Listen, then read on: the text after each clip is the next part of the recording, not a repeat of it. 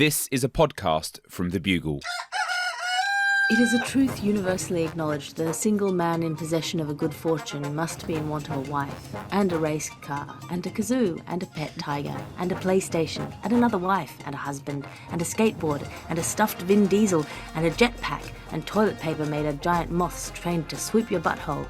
But after that, a man in possession of a good fortune, 3 wives, 2 husbands, must be in want of the Gargle. Welcome to the Gargle. This is the Gargle, the sonic, glossy magazine to the Bugle's audio newspaper for visual world. All of the news, none of the politics. I'm your host, Alice Fraser, and your guest editors for this week's edition of the magazine are Alison Spittle. Pew, pew, pew, pew. Hey, and Josh Gondelman. Hello, and have I got some butthole moss to sell you? Sustainably sourced. I mean, it's for the man who wants to feel like the sun's shining out of his butthole. And it's Pride Month, and apart from a whole bunch of confused leprechauns finding some very educational experiences at the end of a bunch of rainbows, we are seeing the regular deployment of extreme discourse that underpins the symbiotic relationship progressive pundits and right-wing maniacs are having with the people that they love to get paid to hate. Before we roll up our sleeves and plunge our arms into the bubbling morass that is this week's top stories, let's have a look at the front cover of this week's magazine. The front cover this week is Franz Kafka. Did you know that Franz Kafka is the new Gen Z heartthrob? No. Really? Yes. Where did you find this out? I found this out on the internet, where I find out everything that I know. About Gen Z. If you're not aware who Franz Kafka is, he's a long-dead Austro-Hungarian writer, a self-loathing style icon, and a whore for a bug metaphor. But he's apparently the heartthrob du jour for the wannabe Gen Z. Would you wake up in bed next to a giant bug? I wouldn't kick that giant cockroach out of bed for eating carrion. He looks cool. He looks like a character actor that is definitely more handsome than he is photogenic. Do you know what I mean? There's loads of them. Mm-hmm. I know what you mean. You're like, strong jaw, weird eyes. Yes, you can't have both. You can only have one. Yeah. And the satirical cartoon this week is the social media platform formerly known as Twitter, now called X, has announced that it will be allowing pornographic material on itself, leading most people to go, oh, okay, revolutionary idea to have porn on the internet, and 1 billion bosomy bots going, wait, have I been putting my pussy in my bio illegally up until now? What's been going on, guys? What's been happening? It's been freed from its bio-y shackles, you know? In It's America, everywhere. the First Amendment protects your right to put your pussy in your bio, I think. I'm not a constitutional scholar. The right to carry pussy. Yeah. The right to bare ass. Bare That's ass! the Second Amendment. That's great! That's way better! Yes. Top story this week, babies are all grown up and suing their parents for illegal child labour. News now. This is the news that apparently the first generation of children who were being exploited by their parents for clicks, views and money are now turning around and ungratefully saying that actually it was a deeply traumatic way to grow up. Josh Gondelman, you've grown up. Can you unpack this story for us? Yes, and fortunately, I grew up both before social media and with parents who, once it was invented, decided to stay far, far away from it. The first generation of kids whose lives were documented on social media by their parents are now adults themselves. And how do they feel about this phenomenon? Well, as Facebook relationship status might say, it's complicated. Advocates want child influencers to receive compensation for the work that they did, right? Influencing. And I think that sounds really fair, honestly. It's work that they did. But it is a slippery slope to me because I'm worried that I might eventually have to pay my dog for all the cute pictures of her that I post. I would propose as an alternative or in addition to a payment structure for child influencers, parents should just not be weirdos, just be normal Yeah. parents. Some of the young adults are lobbying for legislation that would give minors more privacy online, even from their own parents. And I think that's good too. A lot is made of young people being too reliant on technology, but I think parents need to relearn how to embarrass their children the old fashioned way in person. Barge into their classroom to hand them their prescription diarrhea medication that they left at home and say, "Here's your poop pills, honey." Say, "Ooh, is this the Kyle I've heard so much about?" in front of their crush. Get off your phone and humiliate your kids in person.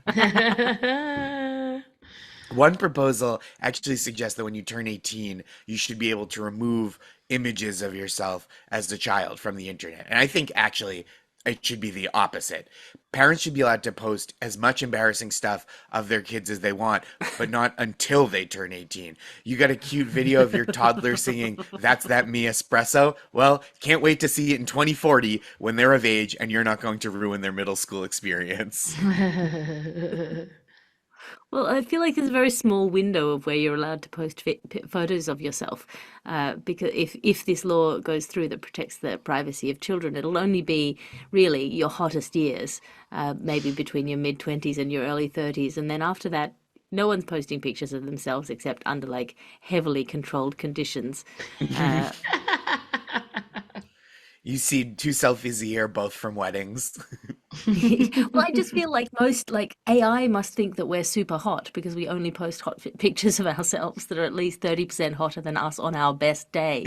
And I worry that not only will the AI takeover be like really, fatal for our for our entire species, it'll also be really embarrassing because they'll be like, really? This is You think this is what you look like? But like, I think the thing is, in Ireland traditionally, when you turn 21, you get a big 21st birthday party, but they get all embarrassing pictures of you as kids put up in the pub that you're drinking in. So I think like if they do bring this law, it is like an Irish 21st, as in, when you're 21, you get your key to your door, the key to the door, they call it, and also the right to sue your parents. Like it's kind of fun that we're giving adults the opportunity to go, "No, you've done goofed."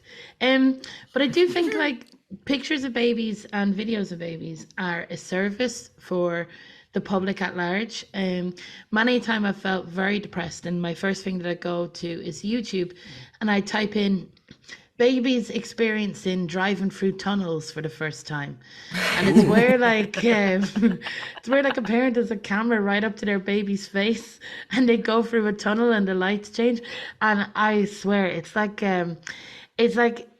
it's the best endorphins I've ever had. Or children eating lemons for the first time. Like I've seen that is those. incredible. I love that type of stuff. I don't have kids. I'm not gonna have kids. Never gonna get the opportunity to, grow my own memes, so to speak. So I do want people to still put stuff up of their kids and sort it out with them when they're older. Sorry, my immediate question with the babies driving through tunnels meme is it the parent who's driving who's filming their child? I think one parent is driving and the other parent, hopefully, this is what I imagine is happening.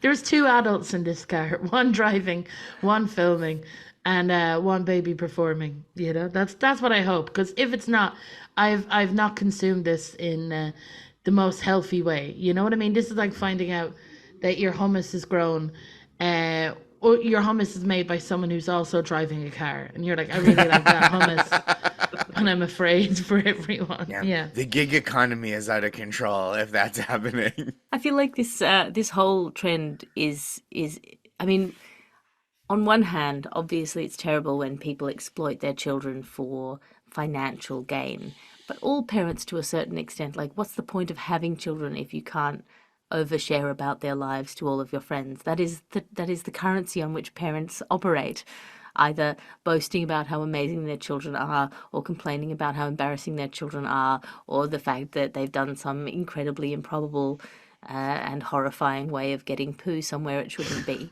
Like this is all part of the meat of parenthood, and I feel if you strip that from parents, it'll be a real loss. Yeah, like you have definitely sent me pictures of your baby when I've said I've had a bad day. Do you know what I mean? And it's been great and needed. And I will feel sad if that is kind of gone. Babies are cute. They have to accept. I'm sorry, you're cute. People will dote over you, including Yeah. the internet. And I'm sorry, but Yeah, babies. Get with the program. yeah, if that's the case, like adults should be able to like sue aunties for their cheeks being a bit weird because they've been pinched so much as a baby, you know? Maybe this is just part of how we have to accept growing up in the age of the internet, is that first you're a cute baby, then you're a cute baby online, and you love your children and they make you so proud, and then they grow up and they get all sulky and teenage, and then they turn into adults and sue you for exploiting them. I mean, maybe that's just the life cycle that we have to go through Circle now. of life. I think that's Yeah. right. I think that's just a natural, the lawsuit phase of parent-child relations is just like a new step that technology has introduced in our life, and it's not good or bad, it just is. Oh my God.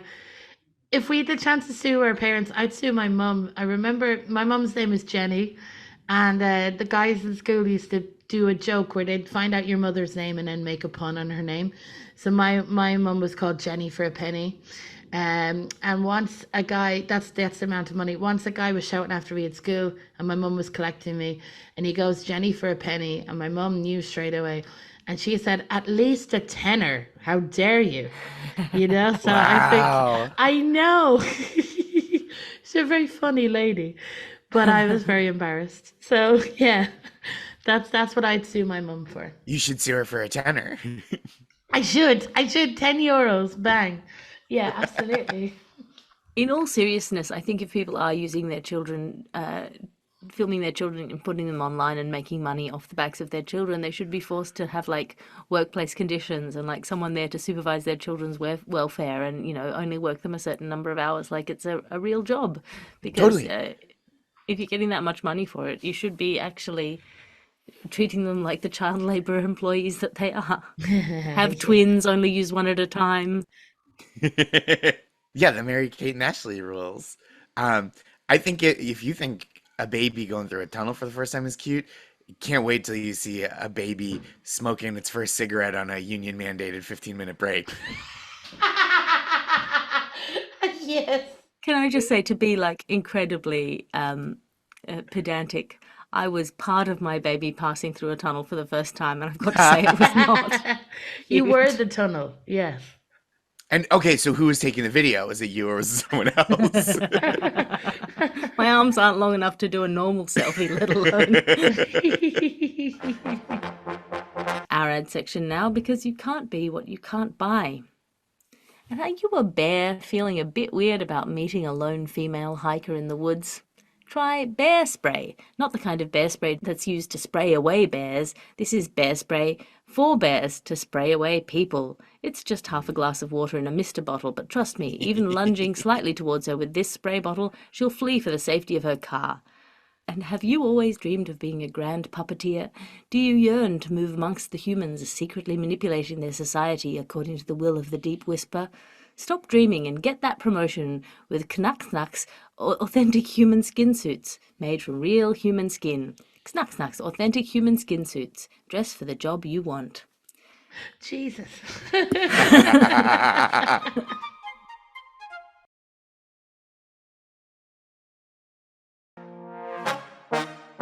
And that brings us to Cryonics news, which is our freezing humans so they might come back from the dead news. An Australian cryonics firm has finally entered a world in which they have one client.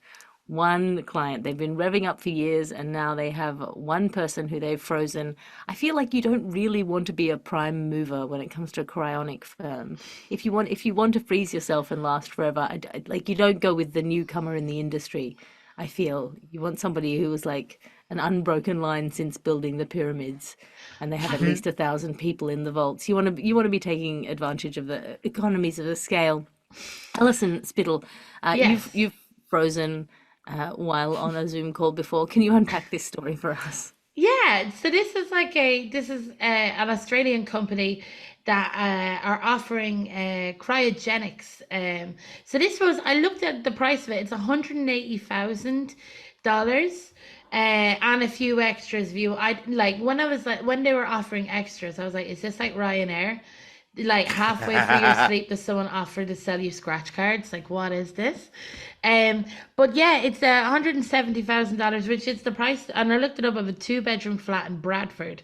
So you're either picking between a small starter home or eternal life. And this is the first person to do this. Is exciting because who is the perfect customer base for any company? The answer is the dead. Because you know who doesn't ask for refunds? The dead. If anything goes wrong with this, who cares? Also, there's only 40 spaces in this center for the dead. So like, imagine if your partner, right? Imagine this, you're being this dude's life partner, and like he's getting his, you know, he's gonna cryogenically sleep. I hope he's paying for his life partner to sleep as well, or that is a damning indictment of their relationship. It's like, I love you for about 53 years, but not forever. Like, well, technically, death did us part. Yes, So, it is fair. And I was looking at this and I was like, when I read this headline at first, I was like, oh my gosh, has Rupert Murdoch died? But this man is in his 80s, so he's too young. You know, he's aged out. Oh, yeah. Yeah. Like, it's such a tragic thing when someone dies that young, when you know they had at least another 3 marriages in them. Going by the Rupert Murdoch scale. Yeah, another 3 death do us parts. I agree with you, Allison. I think cryonics is kind of a great business because worst case scenario, if you totally fail at it, the person you froze just stays regular dead. So I it's like, know. oh, you didn't successfully develop Dr. Frankenstein technology? Well, no harm, no foul. Uncle Paul is just dead classic. I guess we'll wait for whoever's paying the freezer bill to also die, and then, I don't know, put him in a lake? What do you do with a frozen dead guy? If I was dead, I'd be trying to do a Google review for a Ouija board. Just like, you know, talk to some 15-year-olds going, I was let down, 1 star, you know. That's so funny.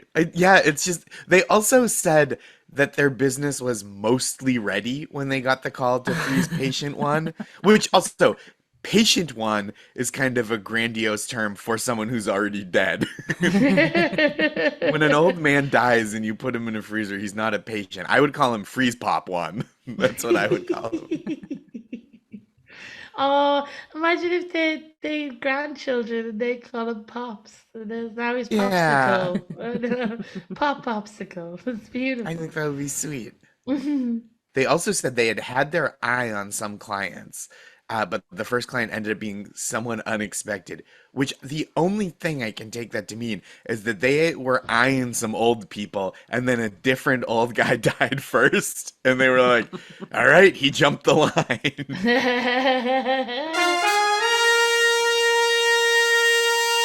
And that brings us to our review section.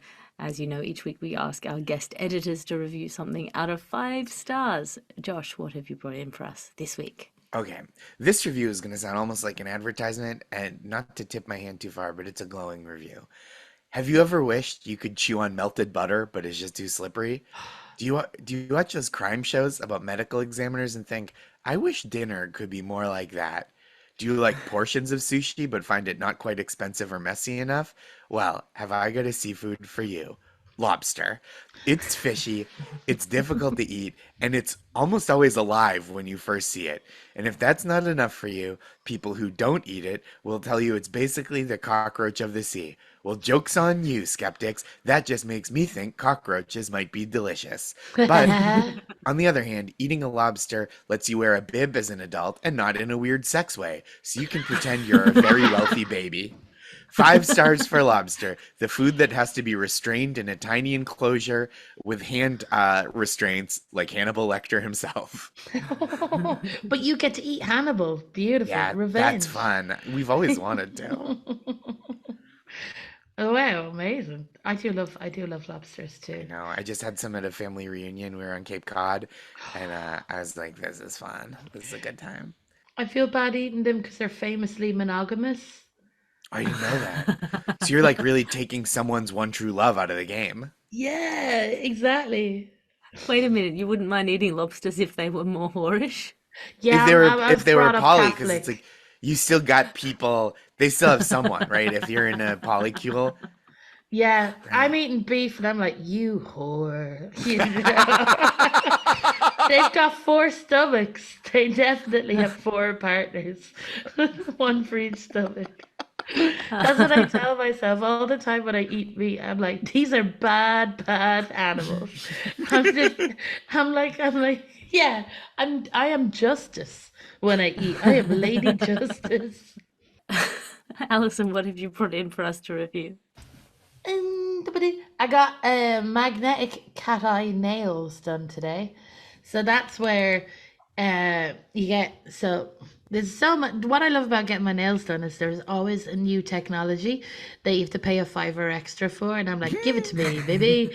Um, so I love the extras. So these are biab nails, which are apparently a nail varnish that helps you grow your nail and keep them strong.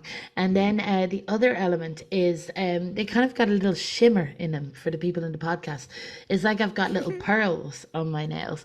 And what they do is they hold like a magnetic wand and they kind of wave it very theatrically around the tops of my nails to make it kind of pinky and stuff.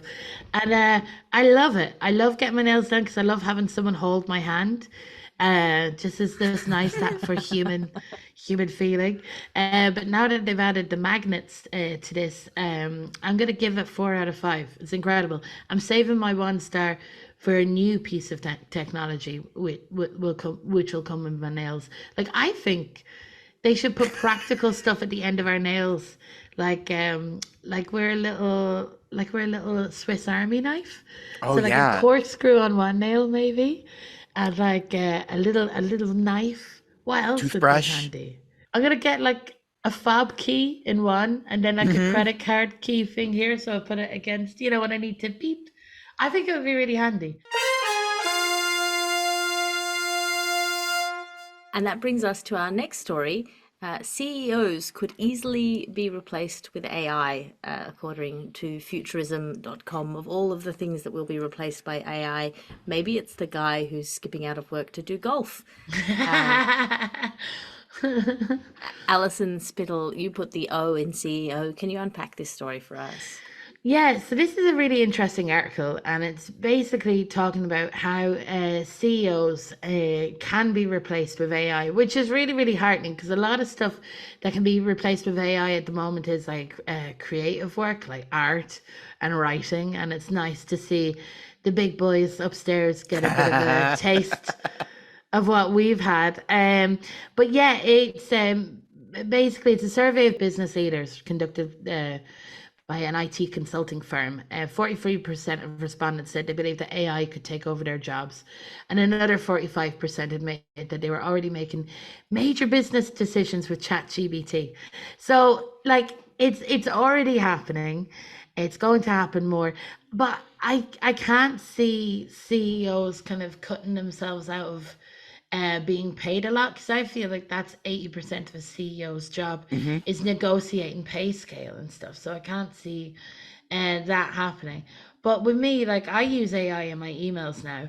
My email style as a human is generally like either quite gruff, I just answer back with one sentence, or I'm like Lord Byron, where I'm like, dearest Seraph, Hmm. all if I ask for is 20 minutes of stage time and money for safe passage. Good day to you. Like that's what I do normally. So it's good to have AI where it just goes, I want money and these are my terms. So yeah, that's kind of like the way that I've been. Josh, what about you? I'm with Allison here. I think this conclusion is so obvious that even AI could get it right. A professor at the University of Essex Business School did in the survey said that some people like the social aspects of a human boss. I think bosses probably said that. But after COVID, more people are fine not having one. not having a boss at all. And I have to quibble with that framing. I feel like before COVID, people just hadn't considered the no boss life was possible, right? It's not like people always loved talking with their bosses around the water cooler. Like the children working at the Triangle Shirtwaist Factory in 1911 were like, our boss does keep us locked in a dangerous industrial setting all day, but without him, who would I talk to about the silent film I just saw after spending my month's pay at the Nickelodeon? A scientist at MIT estimates that 80% of a CEO's job could be done by a computer. And I think you probably do want a human in charge of a company rather than a computer. But I do think, Alice and Lee, you're right. This gives us the opportunity to cut every CEO's pay by 80%. I think that's incredible. And it's fair. Just pay them for the work they're doing, like they try to do with the rest of us. I do think there is some subtlety and some nuance here, though, right? Because a robot boss, on the plus side, would never expect you to laugh at their terrible jokes in a meeting, but it would be so insulting to get fired by a computer where the robo boss is like, this is really hard for me because we're like a family here. And you're like, don't give me that shit, boss bot. Your family is a self-driving car you don't talk about publicly because he killed a guy.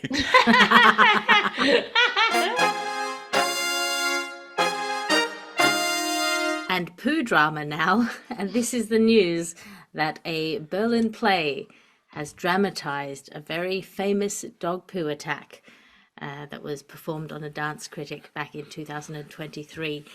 And it's blowing people's minds, this artistic rendering of when art reflects nature and nature reflects art, and both of them have dog poo involved. I think we're all the richer for it. Josh Gondelman, you have the glasses of an art critic. Can you unpack this story for us? Thank you. So obviously there was a famous story of a dance critic being smeared with dog poo in response to a negative review, and now there's a play based on it. It's called Die Hundekat Attacke, I believe, which translates to the dog shit attack, which for sure an upside to that is no one can complain they didn't know what they were getting into when they go to this play. It is right in the title. It also is really playing with fire, though, if it's not a good show, because those negative reviews will truly right themselves. Yes. A dog shit attack sounds like how Walter Kerr might have described Andrew Lloyd Webber's Starlight Express off the record. But I wouldn't be so quick to give the show a negative review because they have dog poop on deck and they know how to use it. I just want to question, are we certain the initial dog shitting was an insult, right? Because I just assume that's what John Waters does when you open your show instead of sending flowers. Alison, would you go see this show? I loved this show. The first thoughts were, how are they going to depict the dog shit? Is it going to be like Shakespeare, where if blood is coming out of someone's chest, they get like a red scarf? Like, what do we get for the dog shits? I'm very, very excited about it. I've come up with some puns, if you will indulge me. Please. So I was thinking of different plays that we can have. Famous. I think this dog shit has created such a buzz that I think we should put it onto other plays that exist to give it a dog shit makeover. So first off, Much Dog Do About Nothing. It gives a twist on the Shakespeare tale. A Dog Shit in the Sun. Classic. Because you're like, how would a dog shit last in the sun? A Streetcar Named Dog Shit. One Man, Two Dog Shits. A Long Day's Journey into Dog Shit. And my favorite of them all, Waiting for Dog Shit. That is the prequel to that play, Waiting for Dog Shit. They can always smell him, but they can't see him. Yes. Can I pitch a Please. couple? Please. We've Edward Albee's Pooh Story, Andrew Lloyd Webber's Scats, and Yes, a musical, of course. That's right. We need to lift the genre, yes. and back to Shakespeare, or excuse me, and now I guess that doesn't work. Never mind. That just that's no. Mine was, I was actually thinking of a book that was not Shakespeare at all. Were you thinking of A Tale of Two Shitties? I was thinking of A Tale of Two Shitties by Charles Dickens. That is it an in your incredible pull that you reached into my brain for this wrongly written joke. I'm truly terrified of your psychic capacity. Over Zoom as well, and continents. I know. That is incredible. Across the world. I figured it had to be that or Crime and Punishment. That was That's good. Very good. Love it. War and Poos. I could go on for days. A streetcar named Dog Shit. Sorry, did I say Wait, that? hold on. Wait, can I offer an alt pitch on this? A streetcar named Desirea. Very good. Very good.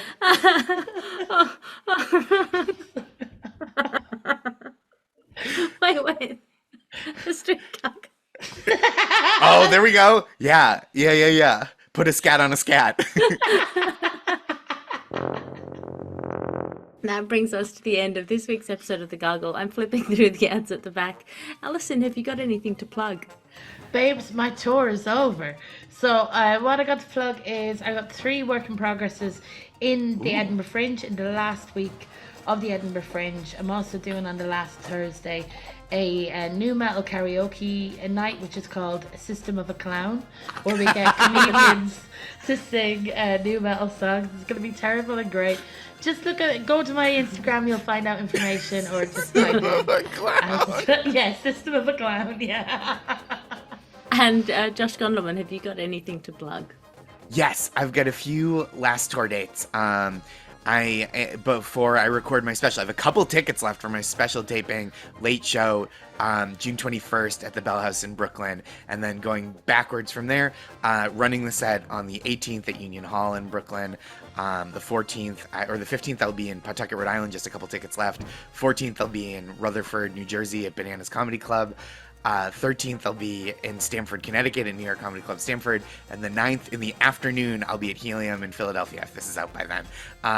And for all that information and more, I do a pep talk newsletter for free every Monday at joshgondelman.substack.com. To subscribe, you can find out about all Josh Gondelman related activities.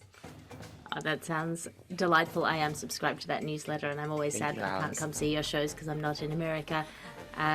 But you can find me online at patreon.com/Alice Fraser. It's a one-stop shop for all of my stand-up specials, podcasts, and blogs, as well as my bi-weekly writers' meetings. That's 2 a week, and my weekly salons where we sit in a room together and talk about interesting ideas. I really enjoy them. You should come along, patreon.com/Alice Fraser. This is a Bugle podcast and Alice Fraser production. Your editor is Ped Hunter. Your executive producer is Chris Skinner. I'll talk to you again next week. You can listen to other programmes from The Bugle, including The Bugle, Catharsis, Tiny Revolutions, Top Stories, and The Gargle, wherever you find your podcasts.